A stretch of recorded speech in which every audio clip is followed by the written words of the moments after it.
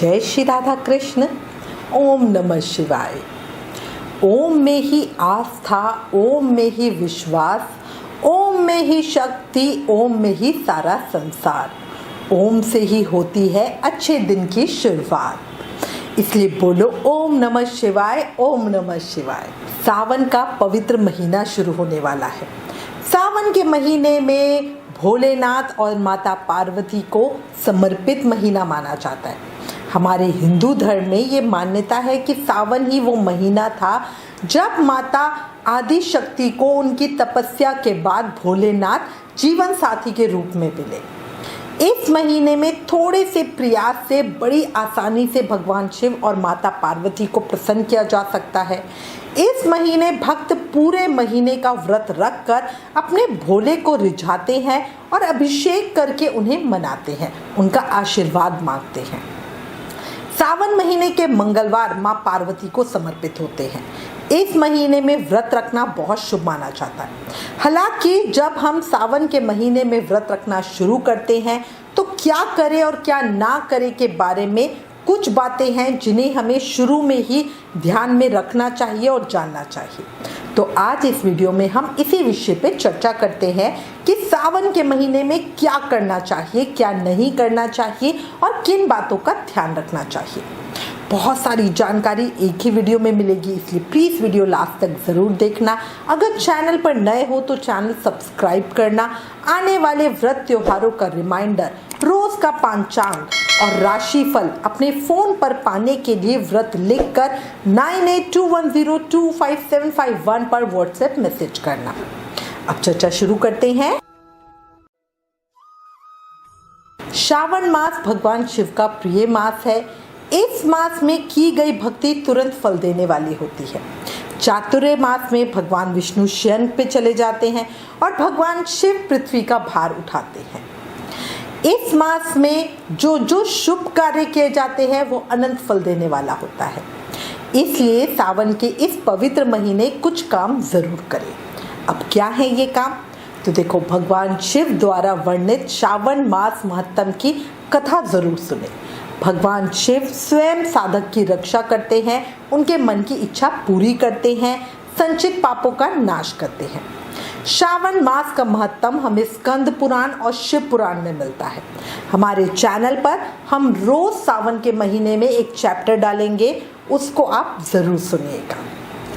दूसरा है, शिव पुराण में लिखा है कि अगर कोई व्यक्ति सोमवार के दिन, प्रदोष वाले दिन, शिवरात्रि को या श्रावण मास में किसी भी दिन अथवा शिव योग वाले दिन 5 या अधिक बिल्व वृक्षों का रोपण करता है और उनका नियमित पालन करता है तो उसे शिवलोक की प्राप्ति होती है। अगर इन वृक्षों को कोई भी मनुष्य शिव मंदिर में या मंदिर के समीप लगाता है तो निश्चय ही वो कोटि कोटि पुण्यों का भागीदार होता है और उसे और उसके परिवार पर भगवान शिव की असीम अनुकंपा मिलती है। तीसरा है, मान्यता है शिव आराधना से इस महीने में बहुत विशेष फल मिलता है। तभी इसी महीने में सभी ज्योतिर्लिंगों की विशेष पूजा अर्चना और अनुष्ठानों की बहुत प्राचीन और पौराणिक परंपरा रही है। रुद्राभिषेक के साथ साथ महामृत्युंजय का पाठ तथा काल सर्प दोष निवारण की विशेष पूजा भी महाफलकारी रहती है। ये मास वो मास है जिसके लिए कहा जाता है कि जो मांगोगे वो मिलेगा, क्योंकि भोलेनाथ सबका भला करते हैं। फोर्थ है, मनुष्य को चाहिए कि श्रावण मास में नियम पूर्वक नक्त व्रत यानी पूरे महीने एक समय भोजन करे। इसे नक्त व्रत कहते हैं और पूरे महीने रोज रुद्राभिषेक का नियम भी ले, बहुत अच्छा रहता है। अगला है, अपनी किसी प्रिय वस्तु का इस महीने में त्याग कर देना चाहिए। जो आपको बहुत अच्छी लगती है वो आप छोड़ सकते हैं। अच्छा, इसके अलावा आप भगवान शिव की पूजा फूलों से, फलों से या बिल्व पत्र से विशेष पूजा करना चाहिए।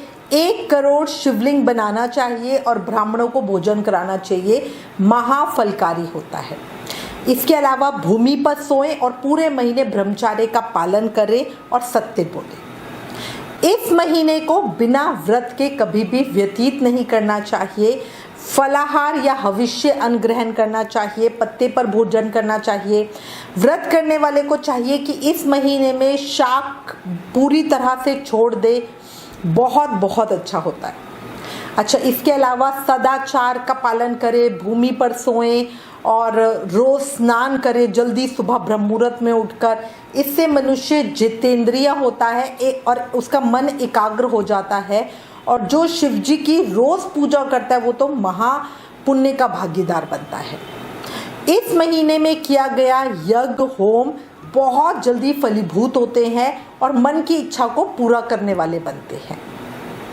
इस महीने के हर सोमवार को शिवलिंग पर कुछ विशेष वस्तुएं अर्पित की जाती है, जिसे शिव मुट्ठी कहते हैं, जिसमें पहले सोमवार को कच्चे चावल 1 मुट्ठी डालते हैं, दूसरे सोमवार को सफ़ेद तिल 1 मुट्ठी, तीसरे सोमवार को खड़े मूंग 1 मुट्ठी, चौथे सोमवार को जौ 1 मुट्ठी, 5वें सोमवार को सत्तू 1 मुट्ठी चढ़ाया जाता है, और अगर 5 सोमवार ना हो तो आखिरी सोमवार को 2 मुट्ठी भोग अर्पित किया जाता है।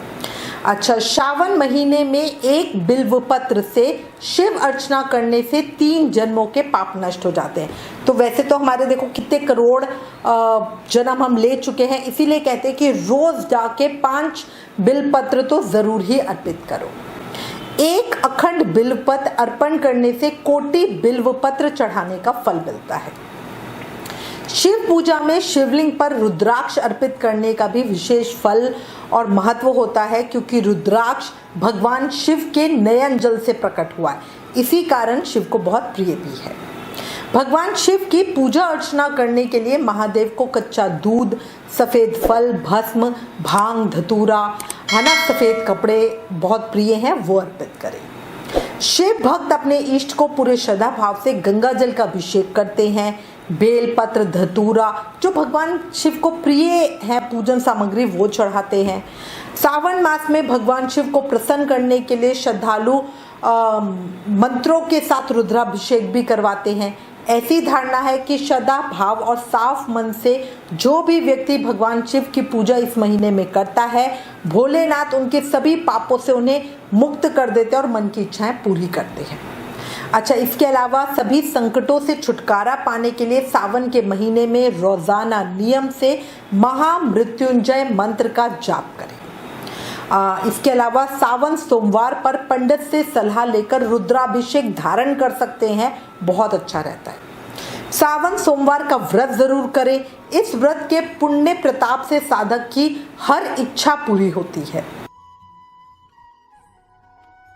सावन में कुछ काम हमें गलती से भी नहीं करने चाहिए, क्योंकि उनका बहुत भारी दंड हमें भोगना पड़ता है। अब क्या है वो काम? पहला तो है सावन मास में मांसाहार भोजन, मतलब मांस, मदिरा, मछली, अंडे, शराब वगैरह इनका सेवन पूरी तरह वर्जित है। सादा खाना बिना प्याज लहसुन का ही खाना चाहिए। कई लोग जो नॉन वेज नहीं खाते वो सावन में बिना प्याज लहसुन के खाने का नियम लेते हैं, ये भी बहुत अच्छा होता है। सावन के महीने में अदरक, लहसुन, प्याज, बैंगन, मसूर की दाल, हरी पत्तेदार सब्जियां, कटहल और मूली खाना भी मना किया गया है। ये सब चीज़ें खाने से हमें बचना चाहिए। सावन के महीने में दूध पीने से भी बचना चाहिए, क्योंकि सावन में दूध से शिव जी का अभिषेक करना अच्छा माना जाता है, बट पीना वर्जित किया गया है। सावन में अगर आप सोमवार का व्रत रखते हैं तो भूलकर भी बीच में व्रत ना तोड़े, क्योंकि संकल्प से जो हम व्रत करते हैं उसको पूर्ण करना ही चाहिए। अगर आप पूरे दिन का व्रत नहीं कर सकते हो तो एक समय फलहार खाकर भी व्रत कर सकते हैं, नॉर्मल खाने से भी व्रत कर सकते हैं। सावन के महीने में दाढ़ी वगैरह नहीं बनवाने चाहिए, बाल नहीं कटवाने चाहिए। सावन के महीने में घर में शांति का माहौल रहे, खुशहाली रहे, लड़ाई झगड़ों से दूर रहना, मन मुटाव से, बहस से, इन सब चीज़ों से दूर रहना। धार्मिक मान्यता के अनुसार सावन के महीने में किसी भी व्यक्ति को अपने शरीर पर तेल नहीं लगाना चाहिए। सावन के इस पवित्र महीने में तेल का दान करना शुभ माना जाता है। सरसों का तेल, तिल का तेल और तेलों से बनी चीजों से भी बचना चाहिए। सावन के महीने में कभी भी काला, खाकी और भूरे रंग के कपड़े नहीं पहनने चाहिए। इन 3 रंग के कपड़ों का भी त्याग करना चाहिए। अच्छा, इसके अलावा याद रखना, सावन के महीने में कड़ी नहीं खाते हैं। सावन मास में दूध, दही और उनसे बनी चीज़ें जैसे कड़ी, रायता, इनका सेवन भी वर्जित बताया हुआ है। इससे बॉडी में नकारात्मकता आती है और स्वास्थ्य पे, हेल्थ पे प्रभाव पड़ता है।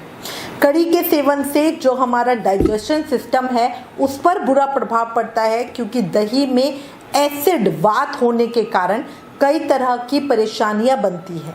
आयुर्वेद के अनुसार सावन के महीने में जो हमारा डाइजेशन सिस्टम होता है वो बहुत स्लो रहता है। ऐसे में कड़ी और दही का पचने में परेशानी हो सकती है, साथ ही वात की समस्या भी बन सकती है।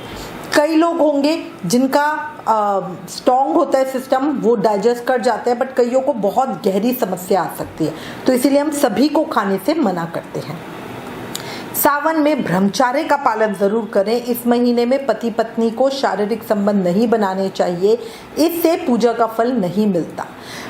बिस्तर का त्याग करके भूमि पे सोना सबसे उत्तम होता है। ये पवित्र पावन महीना है, इसका पूरा सदुपयोग करें और भोलेनाथ को अपनी भक्ति से प्रसन्न करें। इसी के साथ मैं उम्मीद करती हूँ इस वीडियो में दी गई जानकारी आपके लिए उपयोगी होगी। इससे रिलेटेड अगर आपके पास कोई भी कमेंट्स या सजेशन है तो प्लीज़ हमें लिखें। ज्ञान बांटने से बढ़ता है, इसलिए इस वीडियो को ज़्यादा से ज़्यादा शेयर करें। आप हमें फेसबुक और इंस्टाग्राम पे भी ज़रूर फॉलो करें। Please like, share and subscribe. Thank you. जय श्री राधा कृष्ण।